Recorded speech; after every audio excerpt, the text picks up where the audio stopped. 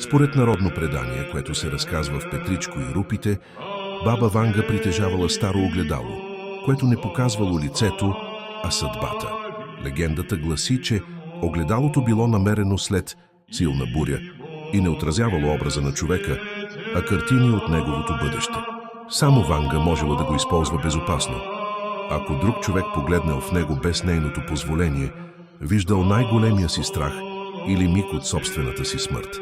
Някои твърдят, че хора, които тайно се опитали да го погледнат, оглушавали за миг, получавали силно главоболие или забравяли какво са видели, но страхът оставал завинага. След смъртта и огледалото изчезнало.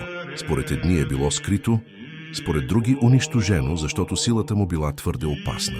Съществува поверие, че ако огледалото все още съществува и някой го намери, не трябва да задава въпрос, а само да гледа, защото огледалото показва това, което човек не иска да знае. Легендата не е потвърдена исторически, но живее като мрачно допълнение към мистичния ореол на баба Ванга, предупреждение, че не всяка истина трябва да бъде видяна.